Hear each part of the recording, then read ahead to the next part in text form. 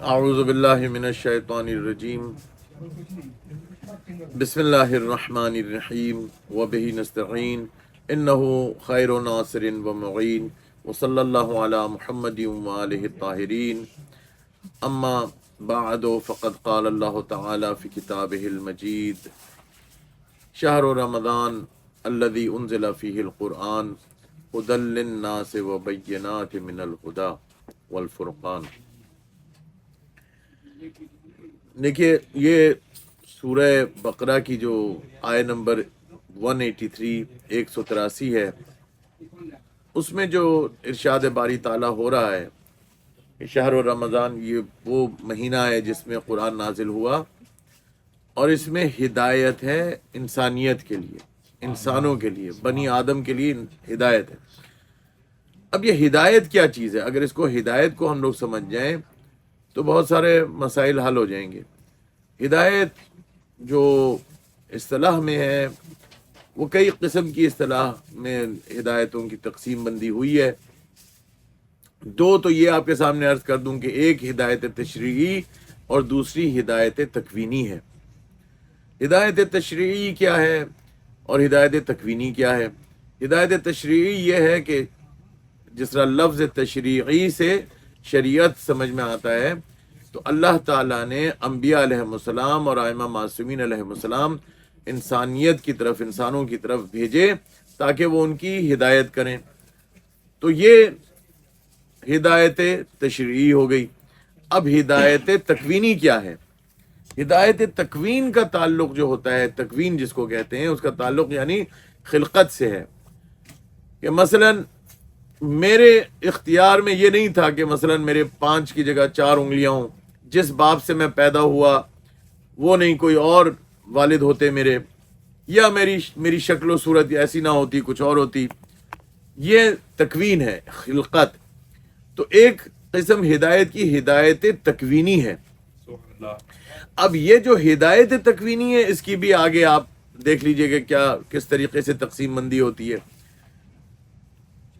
ایک خلقت کے وقت جب انسان کو اللہ تعالیٰ نے خلق کیا تو فطرت، خالی فطرت ہی نہیں، فطرت میں کئی بار پچھلے دروس میں بھی، مجالس میں بھی عرض کر چکا ہوں کہ فطرت سے کیا مراد ہے، کہ وہ فطرت جس پر اللہ تعالیٰ کی جو اپنی فطرت ہے، جس پر انسان کو خلق کیا، اس کے علاوہ انسان میں غریزہ بھی رکھا ہے، انسان میں عقل بھی رکھی ہے۔ اب یہ عقل اور غریزہ کیا ہے؟ غریزہ حیوانات میں بھی ہے۔ میں ذرا آہستہ آہستہ چلوں گا، 30 دن ہے تو بہت ساری چیزیں آہستہ آہستہ وہ واضح ہوتی چلی جائیں گی۔ غریزہ حیوانات میں بھی ہے۔ اب حیوان مثال کے طور پر ان کو بہت ساری چیزوں کی جو ضرورت ہوتی ہے، ان میں شہوت ہے، مثال کے طور پر بھوک اور پیاس، یہ تمام تر چیزیں یہ انسانوں میں بھی کامن ہے۔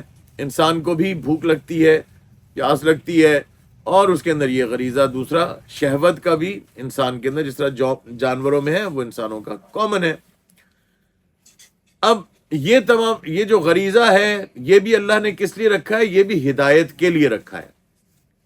یعنی جیسے مثال کے طور پر اگر یہ کہا جائے کہ ہم کھانے کے لیے پیدا نہیں ہوئے، کھانا ہمارے لیے خلق کیا گیا ہے، لہذا ہم نے دیکھا کہ جانوروں کو اللہ تعالیٰ نے وہ عزت نہیں دی کہ جو انسان کو دی ہے۔ جانور اپنا سر یا اپنی چونچ رزق تک لے کے جاتا ہے، کھانے تک لے کے جاتا ہے، لیکن انسان وہ واحد ہے جو تمام مخلوقات میں جو اپنے ہاتھ سے اٹھا کے اپنے منہ تک لے کے جاتا ہے۔ ایسا نہیں ہے کہ وہ سر لے کے جائے اور جانوروں کی طرح سے، یا چونچ یا اپنا منہ کھانے کے اندر لے کے جائے۔ کھانا انسان کے لیے خلق ہوا ہے، انسان کھانے کے لیے خلق نہیں ہوا۔ یہ جو ضروریات ہیں انسان کی، گھر ہے، انسان کے لیے رہنے کے لیے چھت کی ضرورت ہوتی ہے، لباس کی ضرورت ہے، کھانے کی ضرورت ہے، پانی کی ضرورت ہے، یہ تمام تر جو بیسک نیڈز ہیں انسان کی، یہ انسان کے لیے ہیں، انسان ان کے لیے نہیں ہے۔ سبحان اللہ۔ لیکن دیکھا یہ گیا ہے کہ 99% لوگ یہ سمجھ بیٹھے ہیں کہ یہ تمام تر چیزیں ہمارے لیے نہیں ہیں، بلکہ ہم ان کے لیے خلق ہوئے ہیں، ہمارا ہدف یہ ہے کہ ہم ان کو حاصل کریں، ہم اس لیے خلق کیے گئے ہیں تاکہ ہمارے پاس بہت اچھے انواع و اقسام کے لذیذ کھانے ہوں، جو چاہیں ہم کھا سکیں، جب چاہیں کہیں پہ بھی کوئی گاڑی خریدنا چاہیں تو وہ گاڑی ہمارے دسترس میں ہو، بہترین گھر ہوں، بہترین یہ تمام تر چیزیں ہوں۔ حقیقت میں یہ چیز نہیں تھی۔ جب اللہ تعالیٰ نے انسان کو خلق کیا تھا تو اس کے اندر ضروریات جب رکھی تھیں تو ان ضروریات میں یہ چیزیں جو رکھی گئی تھیں جس کا میں تذکرہ کر رہا ہوں، وہ اس لیے تاکہ انسان زندہ رہ سکے۔ کھانا اس لیے ہے تاکہ ہم اپنے آپ کو زندہ رکھ سکیں۔ اچھی صحت اس لیے ہے کہ جو ضروری ہے، تاکہ ہم اچھی صحت ہوگی تو اچھی زندگی ہم گزار سکیں گے۔ اگر انسان کی جو بیسک نیڈز ہیں اس تک انسان اپنے آپ کو محدود رکھے اور وہ لالچ نہ کرے کہ میرے پاس ایک گھر ہے اور بھی ہو، فلان بھی ہو، یہ بھی ہو، تو پھر وہ ہدف، اس کا جو اصل ہدف ہے، اس طرف وہ زیادہ توجہات دے سکتا ہے۔ انسان کا اصل ہدف کیا ہے؟ وَمَا خَلَقْتُ الْجِنَّ وَالْإِنسَ إِلَّا لِيَعْبُدُونَ، نہیں خلق کیا جن و انس کو مگر اس لیے کہ وہ اس کے عبد بن سکیں۔ عبد کیا ہے؟ عبد وہ جو عقیدے سے بھی اور عمل سے بھی ہو۔ عبد وہ ہے کہ جو اپنے مالک کو کسی خوف یا لالچ کی وجہ سے نہ مانتا ہو، بلکہ اس لیے مانتا ہو کیونکہ وہ اس کے لائق ہے۔ اس کی اگر وہ عبادت کرے تو کسی جبر یا خوف یا مجبوری کی بنا پر نہ کرے، بلکہ اس لیے عبادت کرے کیونکہ وہ اس کا لائق ہے۔ سبحان اللہ، سبحان اللہ۔ لہٰذا یہ تمام تر چیزیں جو ہمارے اندر اللہ تعالیٰ نے رکھی ہیں، بھوک، پیاس، یہ جو غریزہ جس کو کہتے ہیں، میں نے جو عرض کیا، یہ غریزہ جو رکھا ہوا ہے، اس کا ہدف یہ ہے کہ اللہ تعالیٰ نے ہماری ہدایت کے لیے یہ چیزیں رکھی ہیں۔ یہ وہ چیزیں جو پست ترین چیزیں ہیں، غریزہ، جو ہمیں مدد دے سکے کہ ہم اللہ تعالیٰ کی سمت میں ہم جو بتایا وہ اس کا راستہ ہے اس پر چل سکیں۔ جیسے مثال کے طور پر جان ہے تو جہان ہے، یہ عام اردو میں استعمال ہوتا ہے۔ اگر ایک صاحب میں طاقت ہی نہیں ہے بدن میں تو وہ کھڑے ہو کے نماز نہیں پڑھ سکیں گے، وہ بیٹھ کے پڑھیں گے۔ اگر بیمار ہیں، صحت اچھی نہیں ہے تو وہ لیٹ کے شاید نماز پڑھ رہا ہو۔ لہٰذا صحت اور یہ تمام تر چیزیں اس لیے کہ انسان صحیح رہے۔ انسان اس لیے ہے کہ جب وہ صحیح سالم انسان جو ہے وہ خدا کے سامنے جھکنے کے لیے خلق ہوا ہے، وہ اللہ کی بندگی کے لیے، اللہ کی عبادت کے لیے خلق۔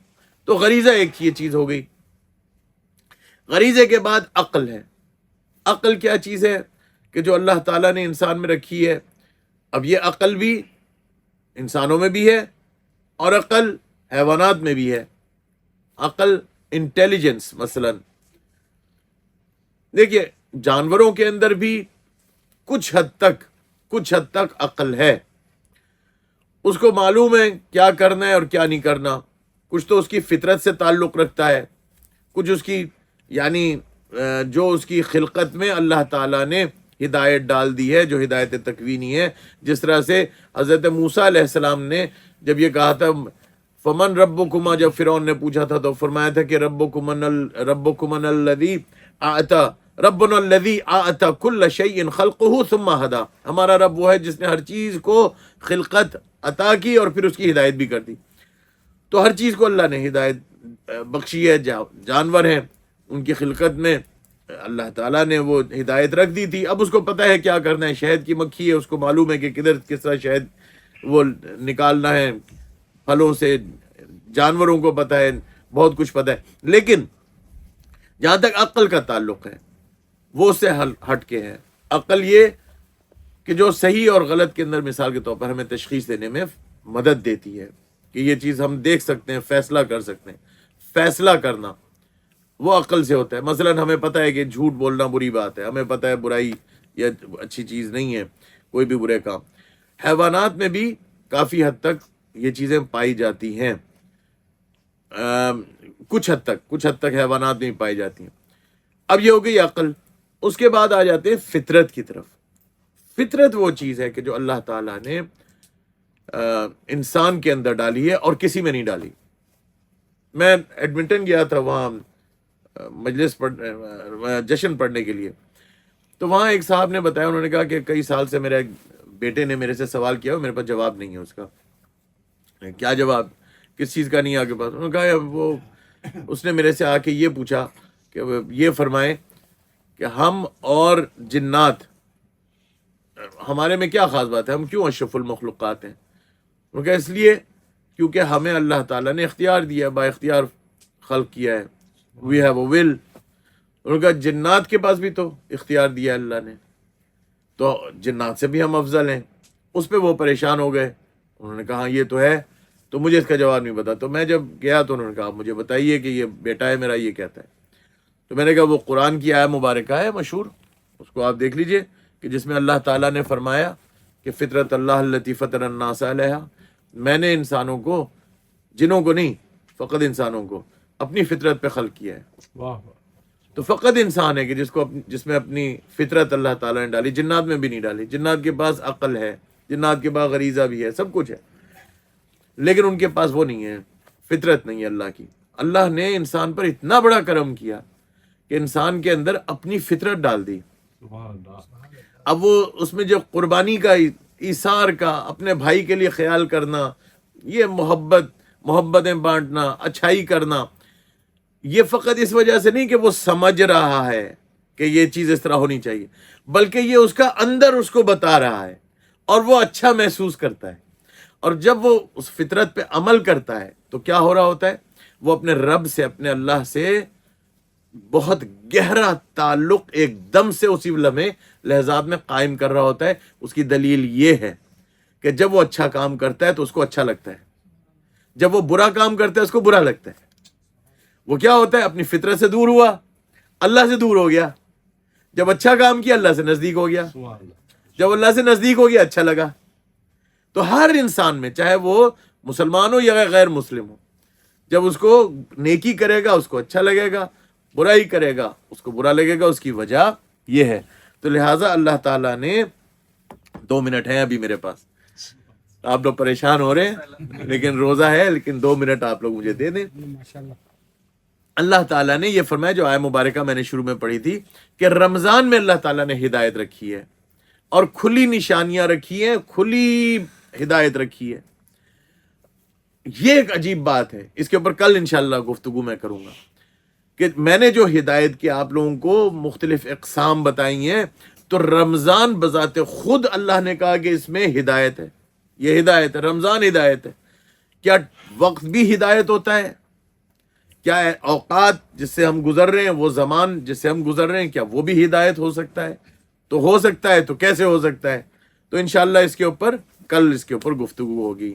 صلوات بمحمد و آل محمد.